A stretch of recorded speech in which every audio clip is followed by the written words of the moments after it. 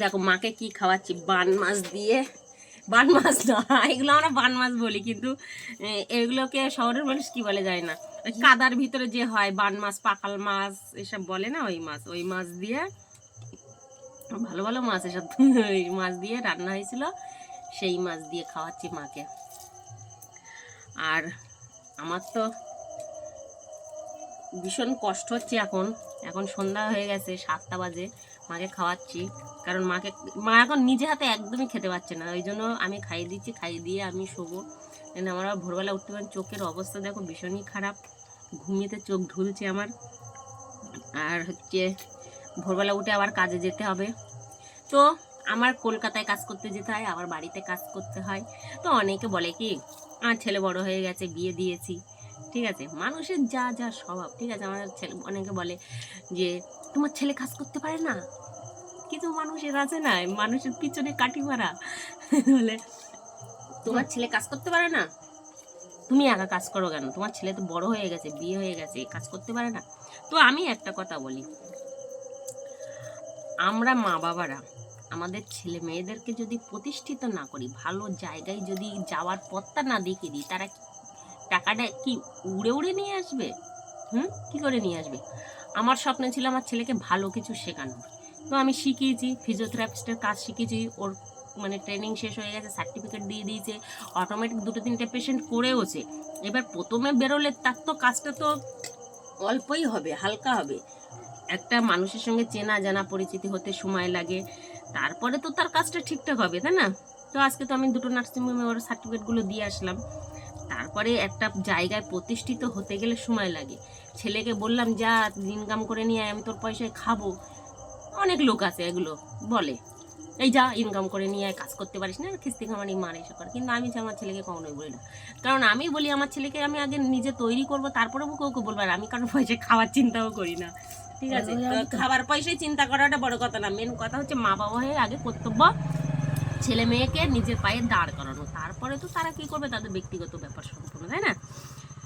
তো আমার ছেলেকে আমি ফিজিওথেরাপি শিখিয়েছি, ওকে যদি আমি বলি এখন কোদাল নিয়ে মাঠে যেতে, ওকে কোদাল নিয়ে মাঠে যাবে কাজ করতে? জীবনেও যেতে পারবে? যারা মাস্টারি চাকরি, মাস্টারি পড়াশোনা করেছে, মাস্টারি ডিগ্রি করেছে, তাদেরকে যদি বলা হয় মাঠে যেতে পারবে? কখনো পারবে না। তো আমার ছেলেকে আমি এগুলো শিখিয়েছি, আমার ছেলেকে এখন মাঠে যেতে বললে, রাজমিস্ত্রির কাজে যেতে বললে পারবে না। তো আমাকে তো তাকে সময় দিতে হবে, একটা ভালো জায়গায় যেতে গেলে সময় লাগে, সঙ্গে সঙ্গে কখনোই হয় না। তো অনেকে বোঝে না এগুলো, বুঝলে? আমি বুঝি, সময় দিতে হবে মানুষকে। আমার হয়তো একটু বেশি কষ্ট হয়, ভীষণই কষ্ট হয়, কিন্তু আমি ওই টুকটুক টুকটুক টুকটুক করে ঠিক ঠেলা গাড়ির মতন চলি, আমার অসুবিধা হয় না, আমি চালিয়ে যাই, কোনো অসুবিধা নেই। তো তোমরা আমাকে আশীর্বাদ করো, আমি যেন জীবনে কষ্টটা আমার কম হয়, আমি যেন কাজ করে যেতেই পারি, তাই তো? তোমার ছেলে জীবনে নিড়িয়েছিল মাঠে?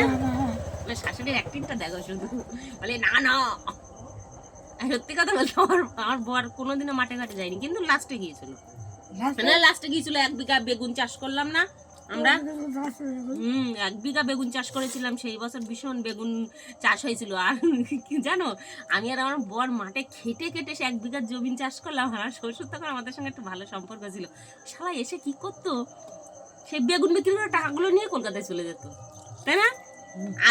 আমি জানো, এই আমাদের বাড়ি থেকে 1-2 ঘন্টা রাস্তা, সেই চাতরা বাজার, ভ্যান ঠেলে আমার বরের সঙ্গে পিছন আমি যেতাম, ভ্যান ঠেলতে আর বিক্রি করে আসবো, টাকাগুলো আমার শ্বশুর গুনে নিয়ে নেবে। আর আমার বর্তমান রাতেই মানে চুপচাপ শান্ত প্রকৃতির ছিল, কোনো দিন ওর বাবা যতই 2টো বিয়ে করে চলে যাক না কেন, ওর বাবার মুখের ওপর কোনো দিনও কথা বলেনি, কোনো দিন। এরকম আমার বিয়ের পরে ও একটু ঘুমের নেশা ছিল, একটু ঘুমিয়েছিল, তাই মানে বাঁশের বাড়ির চটা দিয়ে পায়ে মেরেছিল, তো দাঁড়িয়ে মার খেয়েছিল। আমি জীবনে এরকম মানুষ দেখিনি যে দাঁড়িয়ে মার খেতে, ওরকম এখনকার ছেলেমেলে হলে উল্টোই বাঁশ করে নিয়ে মারতো, কিন্তু এইটুকু গুণ ওর ভীষণ ছিল। ওর বাবার যতই অন্যায় করুক, ও কোনোদিনও মুখ তুলে কিছু বলেনি, কিচ্ছু বলেনি, দাঁড়িয়ে মার খেত। তা যাই হোক, লাস্টে করে কাজকর্ম সবই শিখেছিল, কিন্তু আমার ছেলেও কিছুই শিখেনি, কিন্তু আমি সব কাজ পারি, মাঠে ঘাটে। আমি যখন আমার বাপের বাড়িতে ছিলাম, তখন আমি গাছের মাথায় উঠতাম, গাছ চড়তাম, মাছ ধরতে হতাম, মাজারের বাদ জলের মধ্যে সারাদিন পড়ে থাকতাম, মাছ ধরতাম। আমার সবাই মেচ করেই বলতো, মাছ ধরা, গাছে ওঠা, গুলি খেলা, তাস খেলা, সব। তারপরে শ্বশুরবাড়িতে এসে রান্না বান্না সেসব পারতাম না, এখন শিখে গেছি। এখন কলকাতায় যাচ্ছি কাজ করতে, এখন ওইসব পর্ব শেষ, এখন সংসারের দায়িত্ব ঘাড়ে। বাড়ি মাঠে নিয়ে তারপরে ধান কাটা, আমার শাশুড়ি সব কাজ ধান করতো। কাটা, বিচলি বাঁধা, দেখো, ধান কাটা, ধান কাটা, বিচুলি বাঁধা, আমার শাশুড়ি সব করতো। সব করা। দেখেছো কথা, দেখেছো? এমনি অসুস্থ, এখন তো মুখ দিয়ে পটপট করে কথা বলবে। তো ঝাল লেগে গেছে, মার খাওয়া হয়ে গেছে, হাত মুখ ধুয়ে দিই, টাটা বাই।